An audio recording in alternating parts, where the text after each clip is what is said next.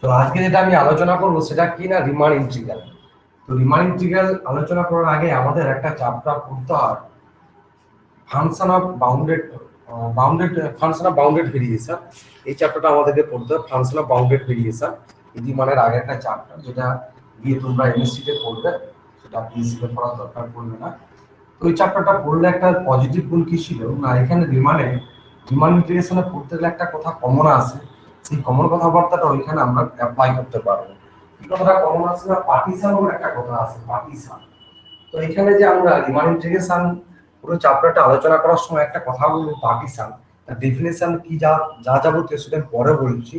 পার্টিশনটা কি সেটা পরে বলছি, এখানে একটা কথা আছে পার্টিশন। এই যে পার্টিশন ব্যাপারটা একদম ক্লিয়ার কনসেপ্ট হতো যদি তোমরা ফাংশন অফ বাউন্ডেড ভেরিয়েশন তোমরা পড়তে।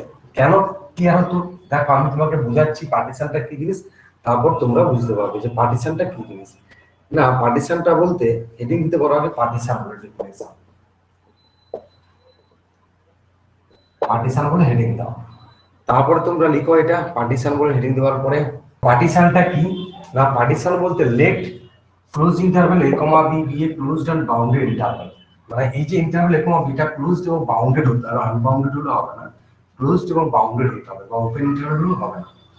এ partition of close interval A comma B, এই ক্লোজ ইন্টারভ্যাল এ কমা বির একটা পার্টিশনটা কি না, ক্লোজ ইন্টারভ্যাল এ কমা বির একটা পার্টিশনটা যেটা ফাইনাইট অর্ডার আছে। তার মানে কার আমি পার্টিশন পাবো না, একটা ক্লোজড এবং বাউন্ডেড ইন্টারভ্যাল। আমি যদি আইটাকে বলি একটা ক্লোজড এন্ড বাউন্ডেড ইন্টারভ্যাল, তাহলে আই ইন্টারভ্যাল আমি পার্টিশন পাবো। সেই পার্টিশনটা কি হবে না, পার্টিশনটা হবে একটা finite order set. Order set কেন বলা হচ্ছে না, এলিমেন্টগুলোর মধ্যে রিলেশন আছে যে কি না, একটা থেকে অপরটা বড় হবে, একটা থেকে অপরটা বড় হবে, এটা একটা অর্ডার সেট বলা হচ্ছে। একটা finite order set capital P, যার এলিমেন্টগুলো কি কি না x0 x1 ডট করে তার x এর element of the point of A comma B. এই যে পয়েন্টগুলো আমি ধরবো কার মধ্যবর্তী পয়েন্ট না, এই close interval A comma B মধ্যবর্তী পয়েন্টগুলোকে ধরবো আমি x0 x1 ডট করে x এর এই পয়েন্টগুলো, সেটাকেই বলবো আমরা কি পার্টিশন। যেখানে সাজ দ্যাট a সমান x0, মানে স্টার্টিং যে x0 পয়েন্ট সেটা কার সঙ্গে সমান হবে না ইন্টারভ্যালের সঙ্গে সমান হবে, এবং x এর পয়েন্টটা কার সঙ্গে সমান হবে না b এর সঙ্গে সমান হবে, এবং তার যে মধ্যবর্তী পয়েন্টগুলো তার কার মধ্যবর্তী পয়েন্ট হবে এই যে x1 x2 ডট করে xn - 1, এই পয়েন্টগুলো কার পয়েন্ট হবে না close interval a comma b point হবে, এবং প্রত্যেকটা পয়েন্ট কি একটা অপরের থেকে বড়। তাহলে এই ধরনের অর্ডার সেটটাকে, এই অর্ডার সেটটাকে আমরা পার্টিশন বলবো। তাহলে পার্টিশনটা কি হলো আসলে না, পার্টিশনটা নাথিং, পার্টিশন ইজ এ কি ফাইনাইট অর্ডার সেট। পার্টিশনটা কি না, একটা ফাইনাইট অর্ডার সেট কার পাবো না, of a closed and bounded interval, of a closed and bounded interval একটা আমি পার্টিশন পাবো।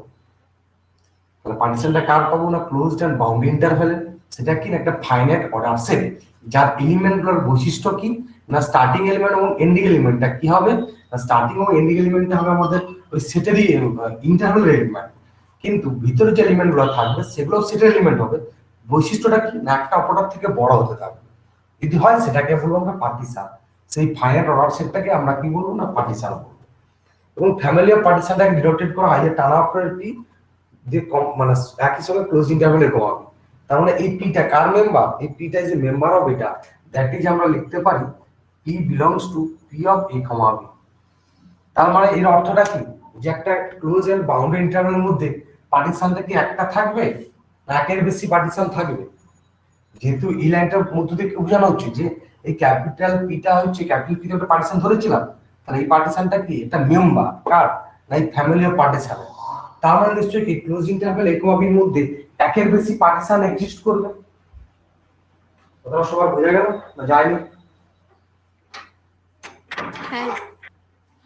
তাহলে পার্টিশনটা হবে একটা ফাইনাইট অর্ডার সেট কার না অফ এ ক্লোজড এবং বাউন্ডারি ইন্টারভ্যালের মধ্যে, যার বৈশিষ্ট্যটা কি না স্টার্টিং এবং এন্ডিং পয়েন্ট সেটের এলিমেন্ট হবে, এবং মাঝের যে পয়েন্টগুলো থাকবে সেই পয়েন্টগুলোর বৈশিষ্ট্য কি একটা অপরাধ থেকে বড় হবে, এবং মাঝের পয়েন্টগুলো সেটেরই পয়েন্ট হতে হবে, ওই ইন্টারভ্যাল পয়েন্ট হতে হবে। তারপরে কিনা পার্টিশন যে একটা বাউন্ডেড ইন্টারভ্যালের যে ক্লোজড এবং বাউন্ডেড ইন্টারভ্যালের পার্টিশনটা একটা হতে পারে, একের বেশি পার্টিশন থাকতে পারে।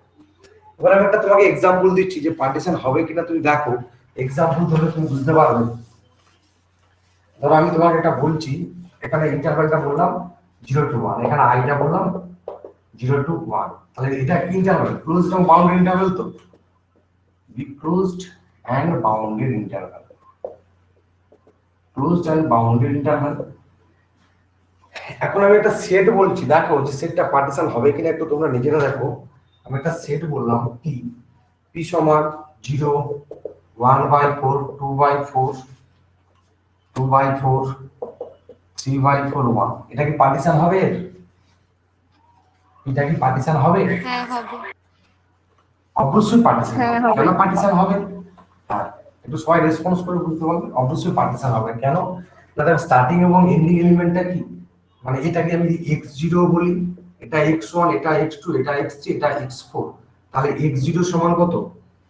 0 সমান, তার মানে আমি এখানে যেটাকে ইন্টারভ্যালটাকে বলি ক্লোজ ইন্টারভ্যাল a, b, তাহলে দেখো a এর সমান হচ্ছে কত? x0। দেখো আবার x0 থেকে বড় x1 টা বড়, লেস দ্যান x1, x1 থেকে বড় x2 বড়, x2 থেকে বড় x3 বড়, লেস দ্যান কত? x4। এটা মানে কি? তাহলে ইজ কত? Is partition, is partition. But আমি যদি এটা দিই, ধরো একটা p1 নাম দিলাম, তাহলে এখানে ইজ পার্টিশন। এবার যদি p2 টা এরকম দিই 0 1/4 0 half 1/4 1, এটা কি পার্টিশন হবে? এটা কি আমার পার্টিশন আসবে? না হবে না। Is not partition, is not a partition. কেন হবে না? না এজ যদি এটাকে আমি দিই x0 নাম দিই, এটা x1 নাম দিই, এটা x2, এটা x3 নাম দেব, তাহলে নট মানে x0 less than x1 less than x2 less than x3 does not satisfied, does not satisfied, satisfied করছে না। কারণটা কি? না age x1 greater than x2, যেহেতু x1 তার থেকে বড় হচ্ছে, x2 থেকে বড় হচ্ছে, তাহলে এই কন্ডিশনে স্যাটিসফাইড আমার করবে না। এই কথা বললাম, ক্লিয়ার? পার্টিশন হচ্ছে না। এবার সমস্যা হলো অঙ্কগুলোর ক্ষেত্রে তোমরা দেখবে যে যখনই রিমান্ড করতে যাবে, রিমান্ড ইন্টিগ্রেশনের থিওরি বা অঙ্ক করতে হলো, একটা পার্টিশন চুজ করতে হয়। Let us choose a partition অঙ্ক। যখন ম্যাথগুলো প্রবলেম করবে তখন এই পার্টিশনটা চুজ করতে হয়। সমস্যা হলো যে পার্টিশনটা আমরা চুজ করব কি করে? পার্টিশনটা কোন পার্টিশনটা চুজ করব যা অঙ্কটা সলভ করার জন্য? এই কনসেপ্টটা ক্লিয়ার করতে গেলে যে ফাংশন অফ বাউন্ডেড ভেরিয়েশন যে চ্যাপ্টারটা আছে, ওই চ্যাপ্টারটা পড়লে যখন এমসিকিউ থেকে পড়বে তখনই তোমরা বুঝতে পেরে যাবে যে কখন কোন অঙ্কের ক্ষেত্রে কোন পার্টিশনটা আমরা ধরবো। তাও প্রপার কনসেপ্ট হবে না, রাফলি একটা কনসেপ্ট তোমরা হয়ে যাবে এবং অঙ্কও করতে পারবে যে কোন প্রবলেমের ক্ষেত্রে কোন পার্টিশন। কিন্তু এইখানে রিমান ইন্টিগ্রালের ক্ষেত্রে তোমার যে সমস্ত পার্টিশন ধরে অঙ্ক হয়, সেই দু একটা পার্টিশন তোমাকে এখানে বলে দেওয়া হবে এবং তোমাকে সেই দু একটা পার্টিশন এখানে মনে রাখতে হবে। এই যে বৈশিষ্ট্য, যেখানে যে পার্টিশনটা কি করে আমি এই পার্টিশনটা আদার্স কি পার্টিশন থাকতে পারে, বা একটা পার্টিশন যে চুজ পার্টিশনটা, সেই পার্টিশনটা কোনটা চুজ করব কোন প্রবলেমের ক্ষেত্রে, সেই কনসেপ্ট এখানে পাবে না। সেটা ফাংশন অফ বাউন্ডারি ভেরিয়েশন করলে দেবে। এখানে শুধু পাবে কি না, এখানে তোমাকে পার্টিশন বলে দেবো কোন প্রবলেমের ক্ষেত্রে কোন পার্টিশন ধরতে হবে, সেই পার্টিশনটা আমরা বলে দেবো। তো থিওরি গুলো প্রুভ করার সময় ইন জেনারেল পার্টিশনটা আমরা কোনটা দেবো না, পার্টিশনের ডেফিনিশন এবং অঙ্ক করার সময় দুটো পার্টিশন সাধারণত আমরা চুজ করি, সেই দুটো পার্টিশন বলে দেওয়া থাকবে পরীক্ষাতে কোশ্চেনে এবং আমরা ওখানে তোমাদেরকে বলে দেবো অঙ্ক করানোর সময়। এই যে পার্টিশনের ব্যাপারটা গেল আমাদের পার্টিশন। এবার দেখো আরেকটা উদাহরণ দিতে পারি, আমি তো এটা একটা পার্টিশন বলতে পারি যে এটা আমি হাফ বা 1/4 বলতাম, এটা যদি 1/4 এটা যদি হাফ বলতাম তাহলে এটা পার্টিশন হচ্ছে। এই যে পার্টিশন, তার মানে তুমি দেখতে পাচ্ছ যে এই ইন্টারভ্যালের মধ্যে একের বেশি পার্টিশন থাকছে, তাহলে এই ইউনিক পার্টিশন কখনো হবে না একটা ইন্টারভ্যালের মধ্যে। বললাম ক্লিয়ার? হ্যাঁ কারো কোনো ডাউট আছে? এবার এই পার্টিশনের উপর অনেক কিছু কনসেপ্ট আছে। যখন আমার রিমান্ড করতে হবে তখন আমি একের পর এক পার্টিশন করবো। এরপরে দেখবেন রিফাইনমেন্ট পার্টিশন বলে একটা কথাবার্তা আসবে, সেগুলো আমরা পরে জানবো। যখন আমাদের দরকার পড়বে তখন আমরা জানবো রিফাইনমেন্ট পার্টিশনটা কি। তাহলে একটু বলে দিই, রিফাইনমেন্ট রিফ্রেশ করি না আমরা বারবার, যে পেজটাকে রিফ্রেশ করছি তার একটা রিফাইনমেন্ট পার্টিশন আসবে, মানে একটা পার্টিশন যে পয়েন্ট আছে তার সঙ্গে অপর পয়েন্ট অ্যাড করবো, আরো কিছু পয়েন্ট অ্যাড করবো, মানে এই পার্টিশনের সঙ্গে আমি আরো কিছু যদি পয়েন্ট অ্যাড করে দিই, অ্যাড করলে যে পার্টিশনটা পাবো সেটাকে পুরো রিফাইনমেন্ট পার্টিশন। যদি তার ডেফিনেশন এবং তার অ্যাপ্লিকেশন আমরা পরে শিখবো, আজকে স্টার্টিং এ শুধু পার্টিশন এই কনসেপ্টটা জানলেই তোমাদের হবে। দাদা সবার বোঝা গেছে না? কারো কোনো ডাউট আছে? পার্টিশন দিলে তোমরা দেখবে এখন চ্যাপ্টারটা যদি তোমরা হেডিং দেখো দেখবে রিমান ইন্টিগ্রাল, আমি যেটুকু আগে সিলেবাসটা লিখেছিলাম, Riemann integral, improper integral, beta gamma function, এই যে জিনিসটা, এই জিনিসটা আমাদের পড়তে হচ্ছে কেন জানো? এর সূত্রপাত কবে থেকে শুরু হয়েছে? এর সূত্রপাত ক্লাস 11 থেকে না 12 থেকে শুরু হয়েছে, যেখানে তুমি ইন্টিগ্রেশন করেছো। যেখানে তুমি ইন্টিগ্রেশন করেছো সেখান থেকে আমাদের সূত্রপাত হয়েছে, যেখান থেকে ইন্টিগ্রেশন করেছো। এই ইন্টিগ্রেশন চ্যাপ্টারটা অ্যাড করতে গিয়ে এর প্রচুর ফল্ট থেকে গেছে। 11-12 ইন্টিগ্রেশন করেছো, ওর অনেক কিছু ফল্ট আছে। তোমাকে আমি যদি বলি তুমি সব ইন্টিগ্রেশন করতে পারবে 11-12 কম বয়স থেকে, বলো হ্যাঁ স্যার আমি সব পারবো, কিন্তু না, একদম সম্ভব না। এর ফল্টটাকে রিকভারি করার জন্য একটা চ্যাপ্টার হয়ে গেছে। ফার্স্ট আসলে দেখবে সেকেন্ড সেম পড়েছিল রিডাকশন ফর্মুলা বলে, রিডাকশন ফর্মুলা। তারপরে আসবে রিমান ইন্টিগ্রাল, রিমান ইন্টিগ্রাল। তারপরে আসবে improper integral, step by step improper integral. তারপরে স্টেপে আসবে beta gamma function, beta and gamma function. এগুলো সব কিন্তু ইন্টিগ্রেশনের পার্ট, সবই ইন্টিগ্রেশনের পার্ট। এই রিমান্ডটা আমি কেন করতে যাবো, যে আমাদের রিমান্ডটা হঠাৎ করে দরকার পড়লো কেন? আমরা তো ইন্টিগ্রেশন করেছিলাম, তাহলে আবার ইন্টিগ্রাল চ্যাপ্টারের মধ্যে আমি এক্সট্রা করে রিমান্ড ইন্টিগ্রেশনটা করবো কেন? সেই কারণটা একটু বুঝাই। দেখো আমরা ইন্টিগ্রেশন করেছিলাম, আমি তোমাদেরকে দিতাম সাইন স্কোয়ার এক্স, তোমরা ইন্টিগ্রেশনটা করতে পারবে। সাইন কিউব এক্স ইন্টিগ্রেশন করতে পারবে খুব সুন্দরভাবে। আমি sine to the power 4x integration দিই, তাও তোমরা করতে পারবে তো? Yes or no? হ্যাঁ স্যার। হ্যাঁ কি না? কিন্তু আমি যেটা দিই sine to the power 1000x, sine to 1000x dx, তখন তুমি ইন্টিগ্রেশন করতে পারবে না, ওটার ফল্ট থেকে গেছে। ফল্ট তার মানে কার ফল্ট? এখানে ইন্টিগ্রেশন দুটো পার্ট ছিল, একটা ছিল ডেফিনাইট ইনডেফিনাইট, একটা ডেফিনাইট, একটা ইনডেফিনাইট একটা ডেফিনাইট। এটা হচ্ছে এই যে ফল্ট, রিডাকশন ফর্মুলা কার ফল্ট? রিডাকশন ফর্মুলা যেটা পড়ে আসছো মেইনলি কিন্তু ইনডেফিনাইটের ফল্ট। ইনডেফিনাইট প্রোগ্রামের ফল্টটাকে তোমরা রিডাকশন ফর্মুলায় পড়েছো। ইনডেফিনাইটের ফল্টটাকে রিকভারি করেছি রিডাকশন ফর্মুলা, যে রিডিউস করে আমরা যে ফর্মুলাগুলো পেয়েছি।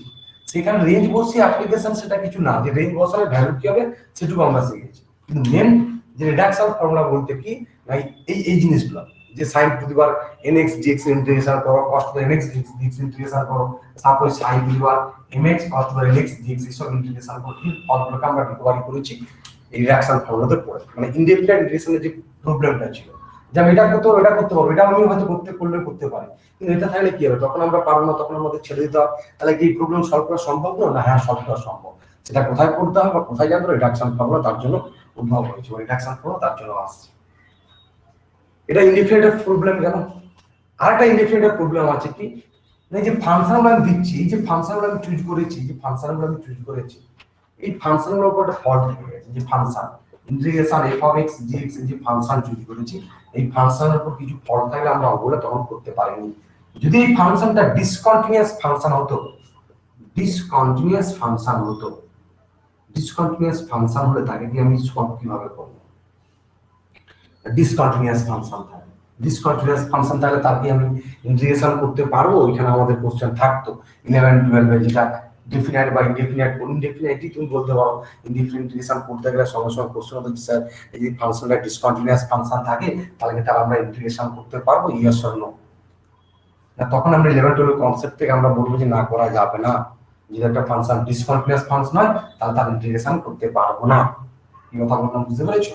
যেমন আমি তোমাদের একটা ইন্টিগ্রেশন দিই বক্স x dx, যদি আমরা ইন্টিগ্রেশন দিই, একটা রেঞ্জ তোমাদেরকে দিয়ে দিই, ধরো রেঞ্জ আমি 0 থেকে 4 রেঞ্জ দিচ্ছি, তোমাদের ইন্টিগ্রেশন তুমি করতে পারবে না 11-12 কনসেপ্ট থেকে।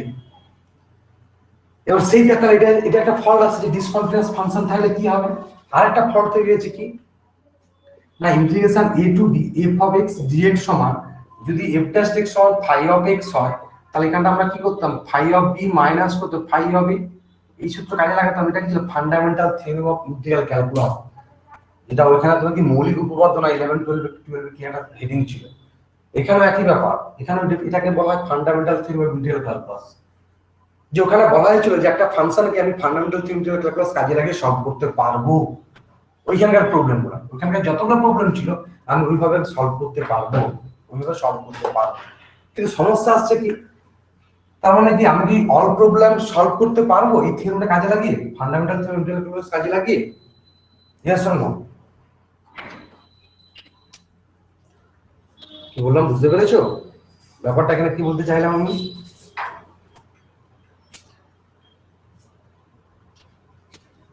এগুলো বোঝা গেছে?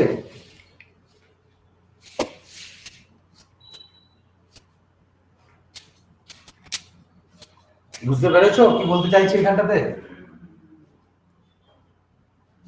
আরেকবার বলুন। বলতে কি লজ্জা লাগে? দেখো আমাদের যে ফান্ডামেন্টাল থিওরেম ইন্টিগ্রাল ক্যালকুলাস পড়েছিলাম, কি পড়েছিলাম? একটা ফাংশন 12 এর জিনিস f dash x সমান যদি phi of x হয়, তাহলে সেখান থেকে আমরা কি জানি integration a to b f of x dx সমান কি লিখি আমরা phi of x a to b দিয়ে লিখতাম phi of b minus phi of b টা লিখতাম আমরা। এটা ছিল মৌলিক উপপাদ্য ইন্টিগ্রাল ক্যালকুলাসের, বাংলায় কিছু আমার ঠিক জানা না, এখানে ছিল মৌলিক উপপাদ্য বলে। কি কথা বলছি বোঝা গেছে নাকি না? হ্যাঁ। আর এখানে ইংলিশে বলা হয় ইন্টিগ্রাল ক্যালকুলাস, ইংলিশে বলা হয় ইন্টিগ্রাল ক্যালকুলাস সেটা।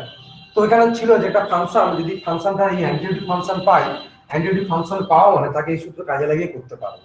কিন্তু এখানে দেখবো যে এই সূত্র কাজে লাগিয়েও মানে এই সূত্র না ইউজ করেও আমি কিন্তু এই সূত্র না ইউজ করেও আমি কিন্তু তাকে ইন্টিগ্রেশন ভ্যালু বের করে দেখাতে পারবো। এই যে ফল্ট, দুটো ফল্ট ওখানে 12 এর যে ইন্টিগ্রেশনের দুটো ফল্ট, ফার্স্ট ফল্ট কি না ডিসকন্টিনিউয়াস ফাংশন থাকলে তাকে সলভ করব কি করে, আর যখন এই থিওরেমটা না কাজে লাগে অঙ্ক সলভ করতে পারবো কিনা। ওখানে তো বলা আছে তুমি কাজে লাগিয়ে সলভ করতে পারবে, সঙ্গে সঙ্গে ডাউট আসছে যে না লাগালে কি সলভ করতে পারবো না পারবো না। তাহলে এই যে প্রবলেমটা রিকভারি করা হয়েছে কোন চ্যাপ্টারে, একমাত্র রিমান ইন্টিগ্রেশন এসে রিকভারি হয়েছে। যে ফাংশনটা যদি ডিসকন্টিনিউয়াস থাকে এবং ফাংশনটা যদি আমাদের কি হয় তোমার বলো এই মৌলিক উপাদানটা ইন্টিগ্রাল ক্যালকুলাস যদি স্যাটিসফাইড করে তাকে তাহলে কিভাবে ইন্টিগ্রেশন আমি করব। এই যে দুটো কথাবার্তা। এবার এখানে ডিসকন্টিনিউটি দুটো পার্ট আছে, তোমরা নিশ্চয়ই পড়েছো থার্ড সেম ফোর্থ সেমে। যদি তোমাদেরকে বলেছিলাম যে জেনারেল ক্লাসে বলো, জেনারেল ক্লাসে বলেছি যে তোমাদেরকে জেনারেল ক্লাসে আমি লিমিট কন্টিনিউটি ডিফারেন্সিবিলিটি স্কিম আবার এভরিওয়ান প্রবলেম সলভ করাবো, তখন তোমরা বুঝতে পারবে যে ওখানে যখন সলভ করাতে যাবো যে ডিসকন্টিনিউটি দু ধরনের হয়। ডিসকন্টিনিউটি না finite discontinuity, infinite discontinuity. Finite discontinuity মানে কি যে যে পয়েন্টে ডিসকন্টিনিউটি থাকে সেটা কাউন্ট করতে পারবো, আর ইনফাইনাইট ডিসকন্টিনিউটি কি যে পয়েন্টে ডিসকন্টিনিউটি থাকে সেটা আমরা কাউন্ট করতে পারবো না। This is infinite discontinuity. এই যে ব্যাপার, তো এখানে সেই জিনিসটা আলোচনা করব যে একটা ফাংশনের ডিসকন্টিনিউয়াস ফাংশনালে ইন্টিগ্রাল করা সম্ভব, আমি কথাটা বললাম তারও ফল্ট আছে। তাহলে অল ফাংশনের যে কোনো ডিসকন্টিনিউয়াস ফাংশনের কি ইন্টিগ্রেশন করা সম্ভব? যে কোনো ডিসকন্টিনিউয়াস ফাংশনের ক্ষেত্রে কি ইন্টিগ্রেশন করা সম্ভব বাই রিমান থিওরি? আর কোন থিওরি নেই। কন্টিনিউয়াস ফাংশন ইন্টিগ্রেশন করা সম্ভব, ডিসকন্টিনিউয়াস ফাংশন থাকলে ইন্টিগ্রেশন করা পসিবল বাই রিমান ইন্টিগ্রাল, যেটা আমরা করব করব। এবার সঙ্গে সঙ্গে কোশ্চেন হবে যে all discontinuous function is integrable. No, all discontinuous function integrable না। যদি কি কোন দুটো ক্ষেত্রে ইন্টিগ্রেবল হবে না, যদি আমাদের ডিসকন্টিনিউটিটা ফাইনাইট ডিসকন্টিনিউটি হয়, যে ফাইনাইট নাম্বার অফ ডিসকন্টিনিউটি থাকে তাহলে সেটা ইন্টিগ্রেবল। আর দু নম্বর কথাবার্তা কি না, দু নম্বর কথাবার্তা হলো যে ডিসকন্টিনিউয়াস ইনফাইনাইট ডিসকন্টিনিউয়াস আছে যে সেটটা, ধর একটা আমি সাপোজ ফাংশন বললাম, আমি সাপোজ এফ অফ এক্স একটা ফাংশন বললাম, এর ইনফাইনাইট ডিসকন্টিনিউটি মানে একটা সেট বললাম, এই সেটটা কি ইনফাইনাইট ডিসকন্টিনিউটি থাকছে। এই এসটা কি না, এসে যতগুলো পয়েন্ট আছে সেই পয়েন্টগুলো কি না এফ অফ এক্স এর ইনফাইনাইট ডিসকন্টিনিউটি পয়েন্ট। কথাটা ক্লিয়ার? Yes or no? না আরেকবার রিপিট করব? হ্যাঁ। এই জায়গাটা ভালো করে শুনো, আরেকবার রিপিট করছি কেন আগেরগুলো আমাদের 11 12 তো কাজে লাগে না, এই জায়গাটা বুঝতে হবে রিমানটা আমাদের কেন পড়তে হবে মেন, সেই জিনিসটা আমাদের এখানে আলোচনার বিষয়। এই যে যদি ফাংশনটা ডিসকন্টিনিউয়াস ফাংশন হয়, যেটা মেন কনসেপ্ট ডিপেন্ড করে কিন্তু রিমান করতে হয়েছে, তারপর তার প্রপার্টি পড়বো, তার প্রবলেম আমরা সলভ করবো। যে একটা ফাংশন যদি ডিসকন্টিনিউয়াস ফাংশন হয় তাকে কি আমরা ইন্টিগ্রেশন করতে পারবো না? ইয়েস করতে পারবো। আর যদি বলে all discontinuous function is integrable, no.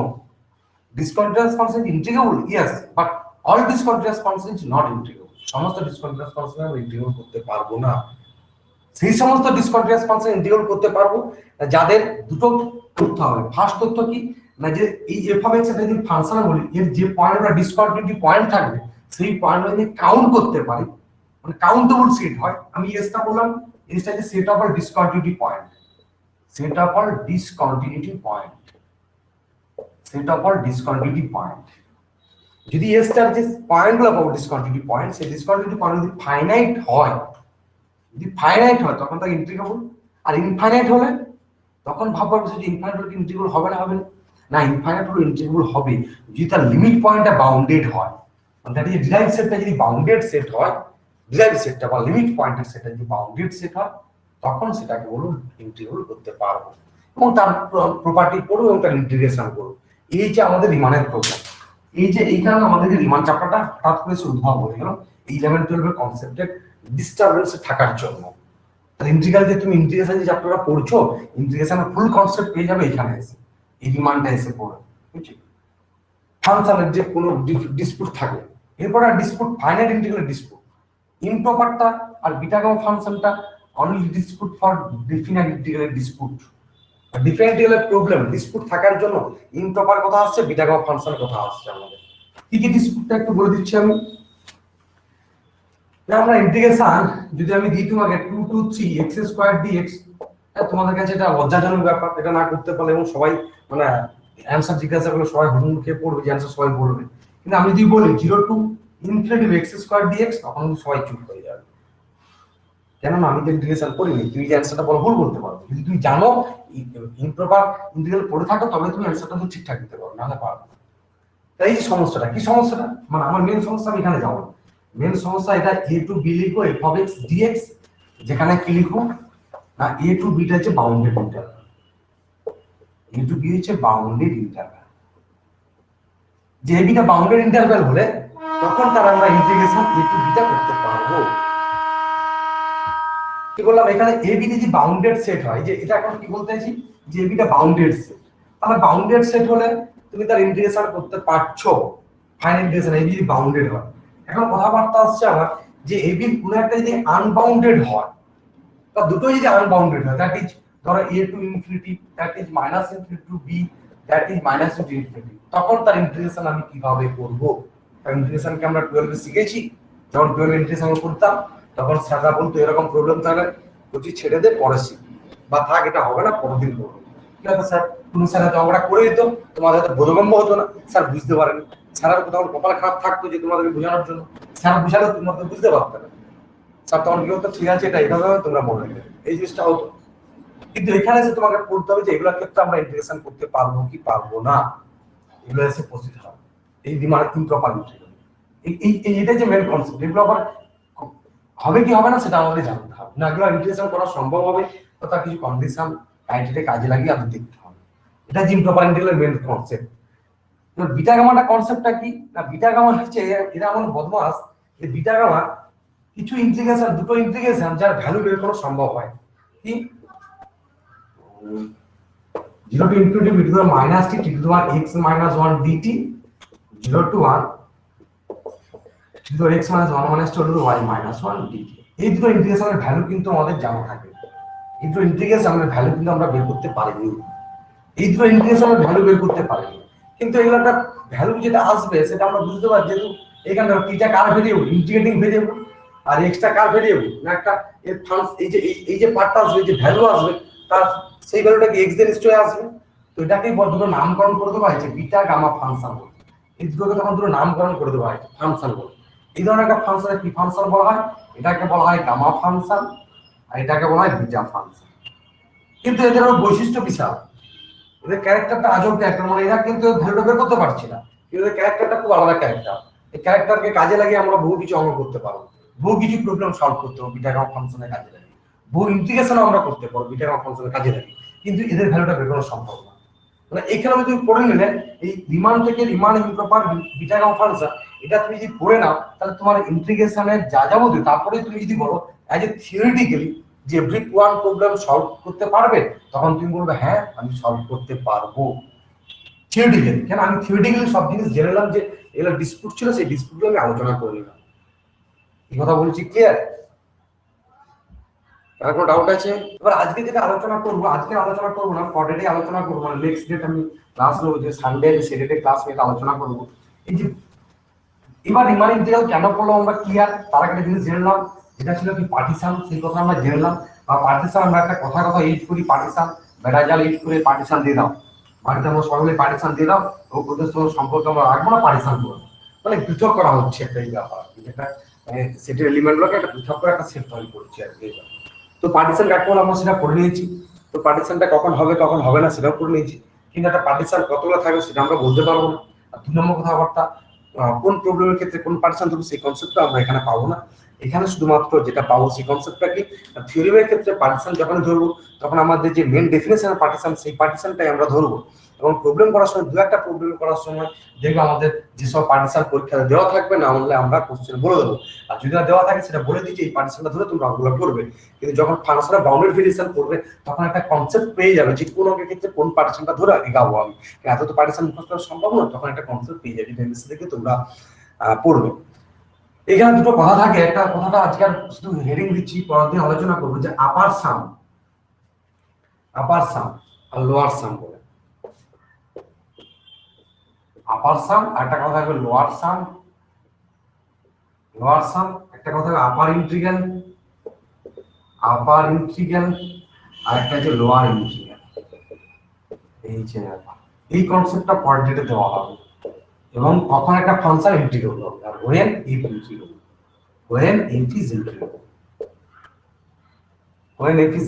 এটা দেওয়া হবে।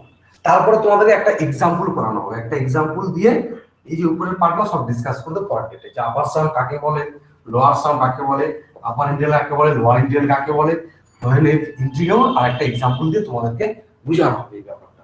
এবং এদের যে ক্যারেক্টার বা বৈশিষ্ট্যটা সেটা পরে আলোচনা করবো আমি, মানে এটা এক্সাম্পলের পরে। এবার একটা মজার জিনিস যে এই আপার সাম, আপার ইন্টিগ্রাল, লোয়ার ইন্টিগ্রাল বের করার কিন্তু অনেকগুলো টেকনিক আছে। তো আমরা প্রথম অঙ্কটা ধরো যে টেকনিক করলাম, দেখো শেষের দিকে যখন যাবো সেই অঙ্কটা এই টেকনিক নাও করতে পারি, আলাদা টেকনিক আছে, আলাদা মেথড আছে, আলাদা থিওরি আছে, কাজে লেগে আমরা পেয়ে। এই জন্য তোমাদেরকে বলবো যে ফার্স্ট যে পার্টগুলো খাতায় লিখাবো, পরপর কয়েকটা ডেট, যেটুকু লিখাবো তোমরা ওইটুকুই পড়বে, আর ওইটুকুটা বইতে যেখানে থাকবে সেটাই পড়বে। এর বাইরে কিছু পড়তে হবে না, বাইরের অঙ্কটা তোমরা দেখতেও যাবে না। কি বললাম, ক্লিয়ার? হ্যাঁ স্যার। ঠিক আছে, আজ এখানে শেষ করছি। নেক্সট ক্লাস সানডে নেবো, তোমাদের সানডে যে টাইম আছে সে টাইমে ক্লাস নেবো।